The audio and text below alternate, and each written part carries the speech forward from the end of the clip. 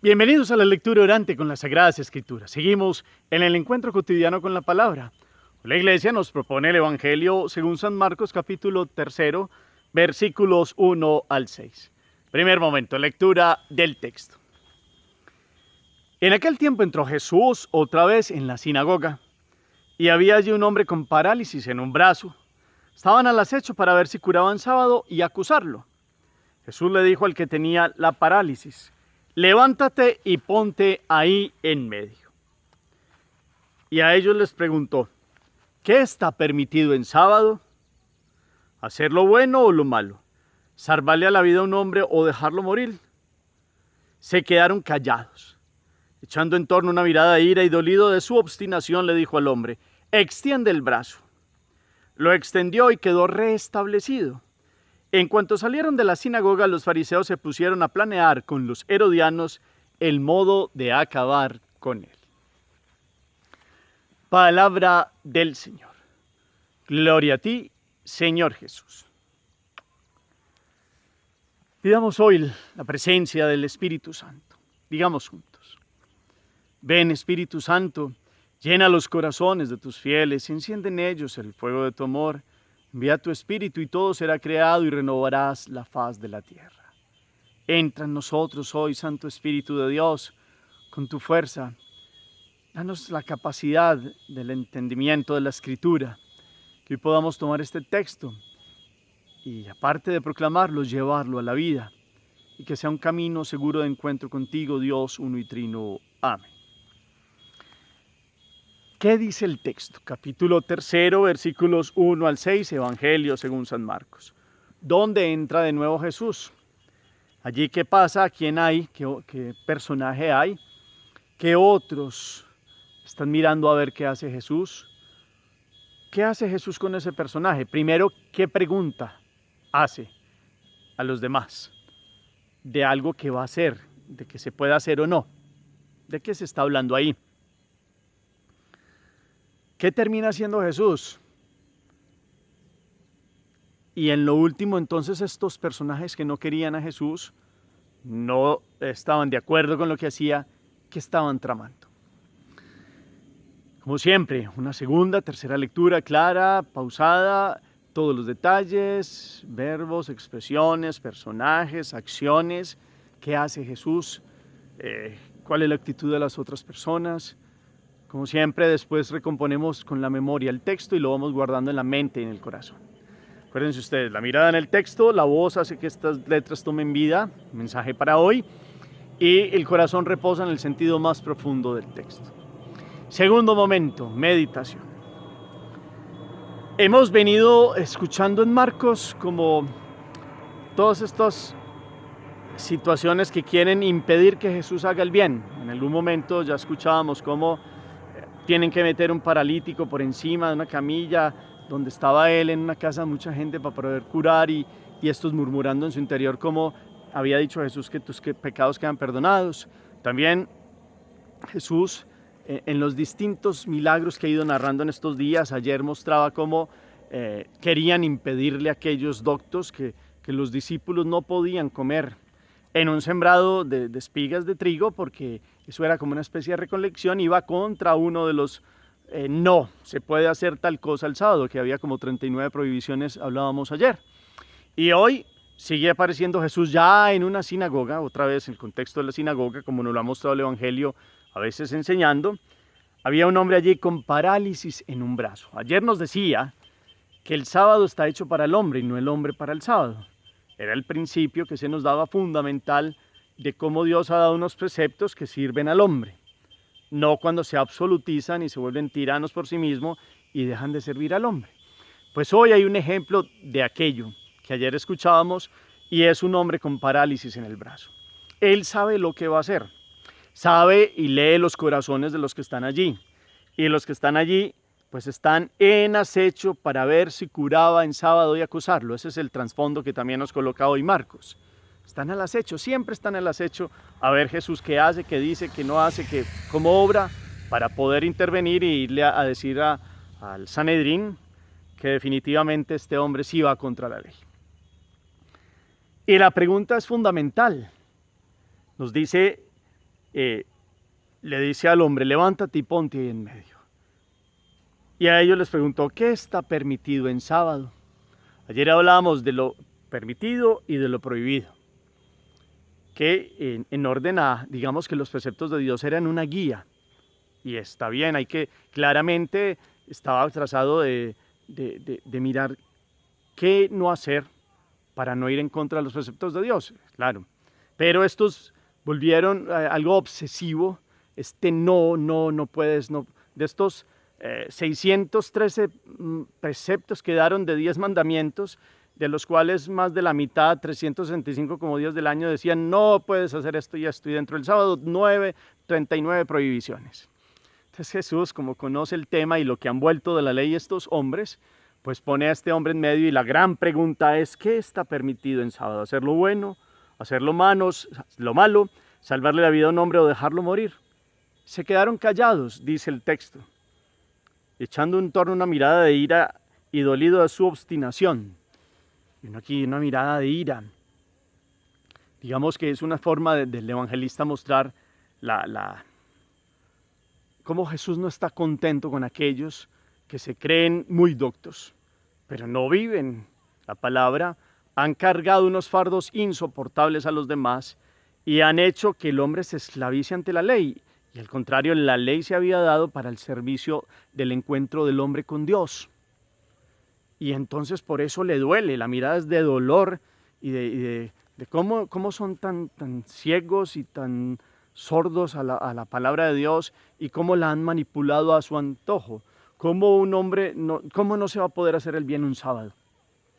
Ellos sí, para ellos muy amplio la forma de interpretar para ellos, pero para otros eran minuciosos, legalistas y muy doctos y muy, esto se tiene que hacer así, pero no miraban la misericordia y el amor. Quiero misericordia y no sacrificios, dice Jesús. Y si hay algo que se puede hacer para honrar a Dios en un sábado, que es un día de descanso y de consagración a Dios, es liberar al hombre. Esa es la novedad que trae Jesús. Unos preceptos limpios de un montón de cosas humanas que se fueron agregando en el tiempo y que han perdido el sentido para el cual fueron dados. La ley y el sábado era un día de reposo, de descanso, de encuentro con Dios, de santificación, de poder descansar de la esclavitud de Egipto, como se pensaba también, y también a la manera como Dios descansó en el séptimo día de la creación, pues era un día consagrado a Dios. ¿Y qué más consagración que poder devolverle a un hombre la salud con la cual Dios lo creó? Pues esto es lo que Jesús quiere, el debate de fondo. ¿Está permitido hacer el bien o el mal? Pues claro que ustedes y yo respondemos que el bien. Pero ellos habían nublado tanto estos preceptos que para ellos no podía actuar así Jesús. ¿Por qué no curará? Por allá en otro pasaje del Evangelio dice, vaya a curar otro día que no sea sábado. Y resulta que si hay un día oportuno es el día del Señor, este día de consagración a Él. Entonces, ese es el sentido. Entonces Jesús tomó a este hombre, le extendió el brazo y quedó restablecido. Queda restablecido. Y entonces estos hombres salen allí como pensando en sus adentros cómo, y después se reúnen a planear con los herodianos el modo de acabar con él. Es una de tantas insidias de estos personajes que no están de acuerdo con la forma de obrar de Jesús, porque se sienten sin respaldo, ellos tan conocedores, tan doctos, tan cumplidores de la ley, supuestamente, en conocimiento, pero no en el estilo de vida. Y hoy la palabra entonces en la meditación nos vuelve a meter a ustedes y a mí en lo que Dios ha querido con los preceptos, en lo que Dios ha querido darnos con sus mandamientos.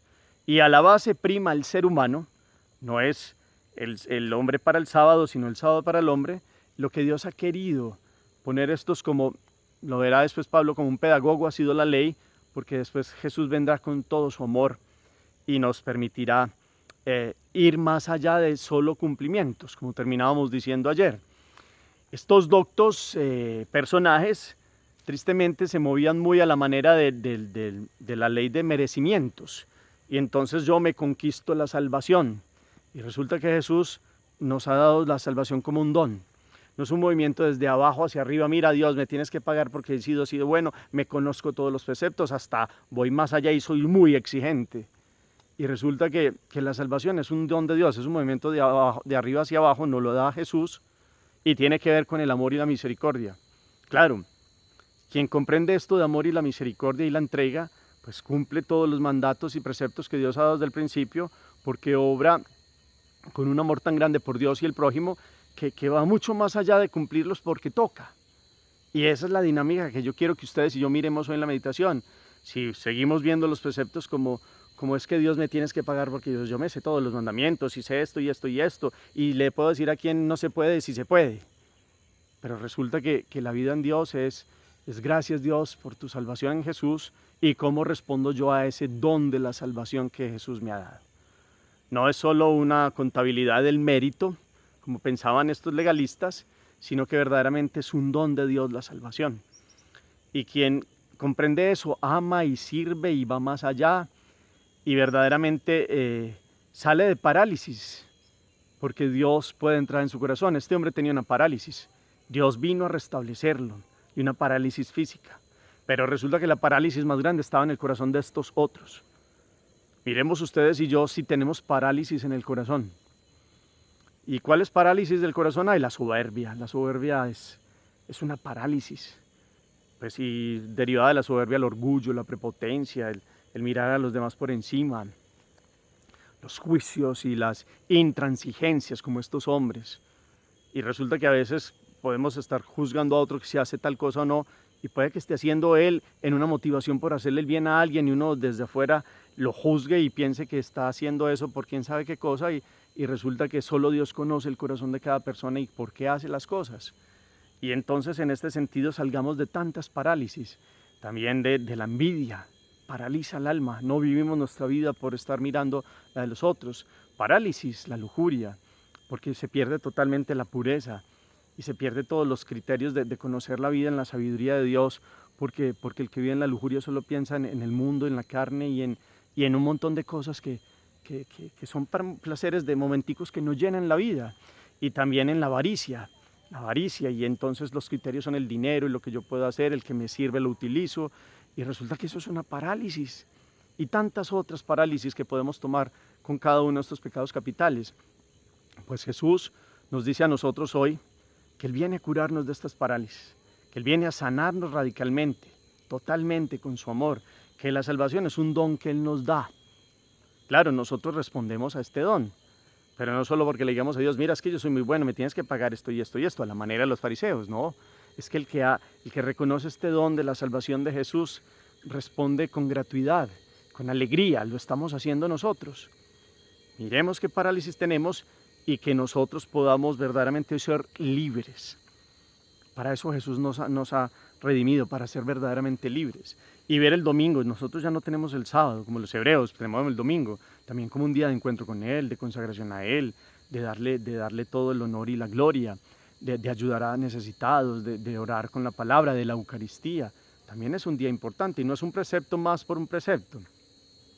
Es un día que para nosotros significa resurrección después de la muerte del Señor.